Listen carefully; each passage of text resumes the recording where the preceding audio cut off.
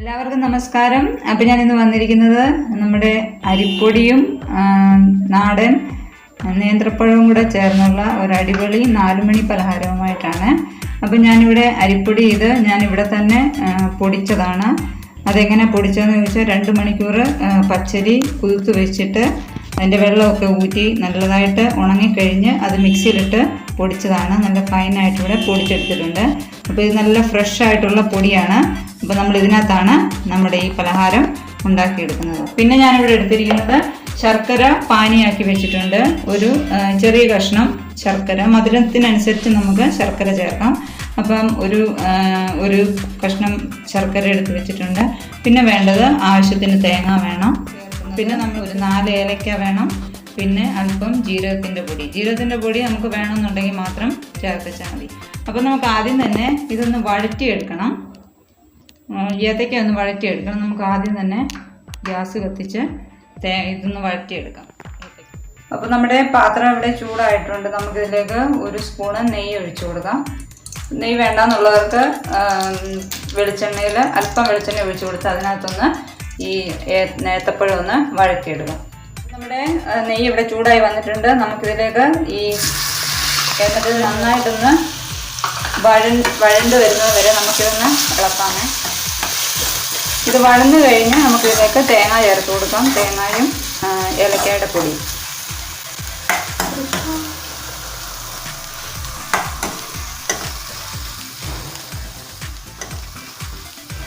ഏത്തപ്പഴം ഇവിടെ വഴന്നു വന്നിട്ടുണ്ട്. നമുക്കിതിലേക്ക് തേങ്ങ ചേർത്ത് കൊടുക്കാം.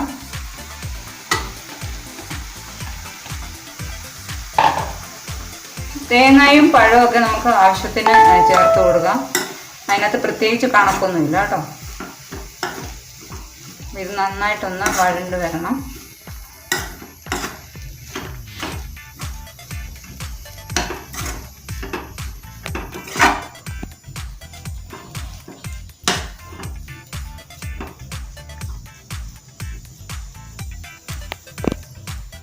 ഇതിലേക്ക് അപ്പം നന്നായിട്ട് ഇവിടെ വഴണ്ട് വന്നിട്ടുണ്ട് തേങ്ങയും ഏത്തപ്പഴവും കൂടെ. ഇതിലേക്ക് ഞാനിവിടെ പൊടിച്ചു വെച്ചിരിക്കുന്ന ഏലക്കായ 4 ഏലക്കയാണ് ഞാനിവിടെ എടുത്തത്.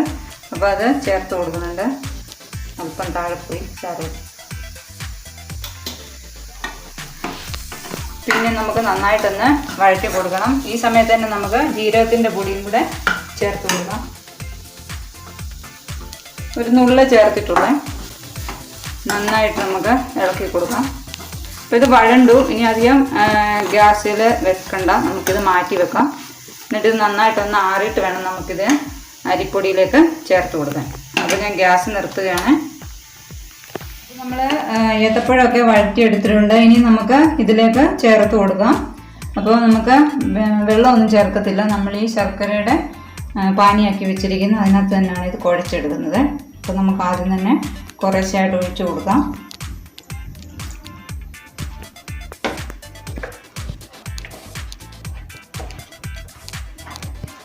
നല്ല ടേസ്റ്റി ആയിട്ടുള്ള ഒരു 4 മണി പലഹാരമാണ്.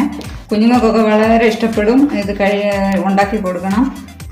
നല്ല മധുരമൊക്കെ ഉള്ളതുകൊണ്ട് ശർക്കരയുടെയും തേങ്ങയും പഴമൊക്കെ ആയതുകൊണ്ട് അവർ തീർച്ചയായിട്ടും ഇഷ്ടപ്പെടും. അധികം കട്ടിയായിട്ടല്ല വേണ്ടത്, ഒരല്പം ലൂസായിട്ട്. എന്നിട്ട് നമ്മളിത് ആവിയിലാണ് പുഴുങ്ങിയെടുക്കുന്നത്.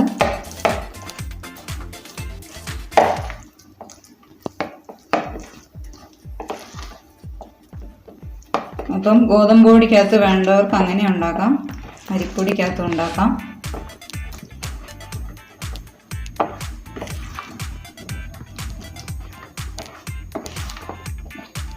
അപ്പോൾ ഇതിത്ര ആയി. ഇനി നമുക്കിതിലേക്ക് തേങ്ങയും അതും കൂടെ ഏത്തപ്പഴവും കൂടി ഇട്ട് കൊടുത്തിട്ട് ഒന്നുകൂടെ ഒന്ന് നല്ലതായിട്ട് മിക്സ് ചെയ്യാമേ.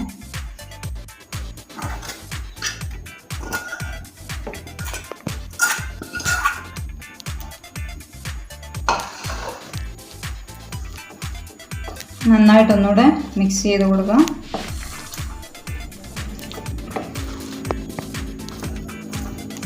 ശർക്കര പാനി കുറവാണെന്ന് തോന്നുവാണെങ്കിൽ പിന്നെ നമുക്ക് ഒരല്പം വെള്ളമോ പാലോ ഒഴിച്ചു കൊടുത്ത് ലൂസാക്കി എടുക്കാമേ. അല്പം കൂടെ ഒഴിച്ചു കൊടുക്കാമേ.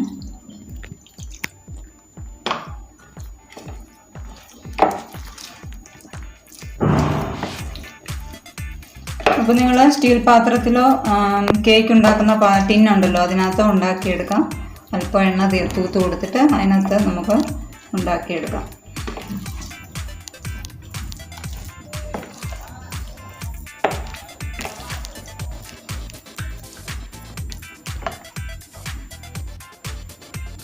ഇതൊരു ലൂസ് പരുവാണ് വേണ്ടത്. നമുക്ക് ഒത്തിരി കൂടിപ്പോയാലും കുഴപ്പമാണ്. അതിനാണ് ഞാൻ കുറേശ്ശെ ഒഴിച്ചു കൊടുക്കുന്നത്.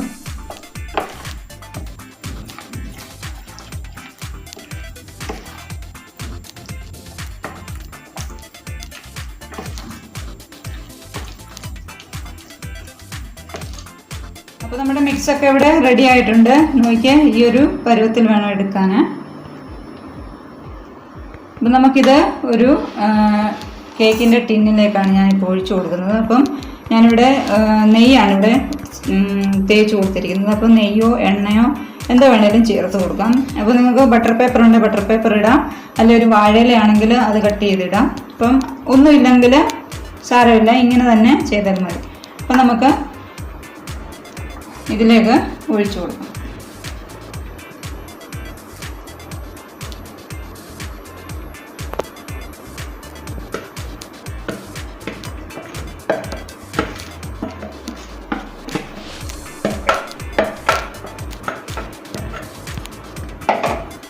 ഇതിൻ്റെ മുകൾവശമൊക്കെ ഒന്ന് ലെവലാക്കി കൊടുക്കാം. അപ്പം ഇതിൻ്റെ മുകളിൽ കിസ്മിസ്, ഡ്രൈ ഫ്രൂട്ട്സ് എന്തെങ്കിലും വേണമെന്നുണ്ടെങ്കിൽ. അപ്പം നമ്മുടെ ഇഡലി പാത്രത്തിൽ ഞാൻ വെള്ളം വെച്ചിട്ടുണ്ടായിരുന്നു. അപ്പോൾ നല്ലതായിട്ട് ആവിയൊക്കെ വന്നിട്ടുണ്ട്. നമുക്കിനി ഈ പാത്രം ഇതിലേക്ക് വെച്ച് കൊടുക്കാമേ. അപ്പോൾ ഒരു 15 മിനിറ്റ് കൊണ്ട് ഇത് റെഡി ആയി കിട്ടും. നമുക്കത് വരെ ഒന്ന് വെയിറ്റ് ചെയ്യാം. അപ്പോൾ ഇത് 15 മിനിറ്റ് ആയിട്ടുണ്ട്. നമുക്കിതൊന്ന് എടുത്ത് തുറന്ന് നോക്കാമേ.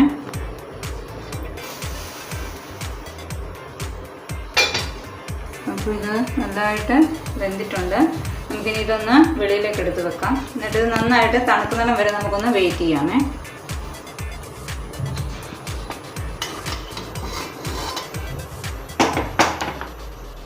അപ്പോൾ നമ്മുടെ 4 മണി പലഹാരം ഇവിടെ റെഡി ആയിട്ടുണ്ട്. നല്ലതായിട്ട് ആറിയൊക്കെ വന്നിട്ടുണ്ട്.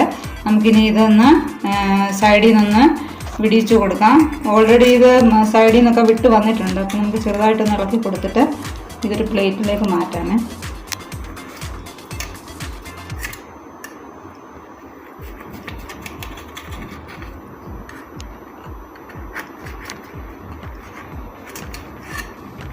നമുക്കിനി ഇത് ഒരു പ്ലേറ്റിലേക്ക് ആക്കാം.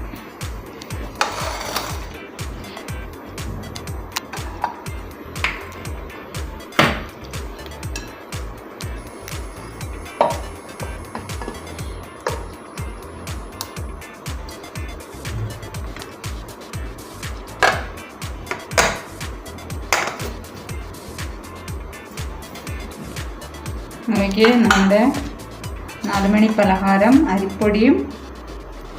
അരിപ്പൊടിയും ഏത്തപ്പഴവും കൂടെ ചേർന്നുള്ള 4 മണി പലഹാരം ഇവിടെ റെഡി ആയിട്ടുണ്ട്. ഞാനിതൊന്ന് കട്ട് ചെയ്ത് കാണിക്കാം.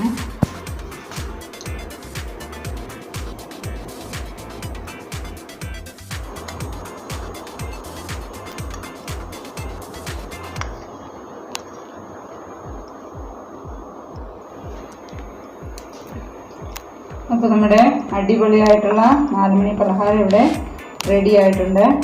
നോക്കിയേ.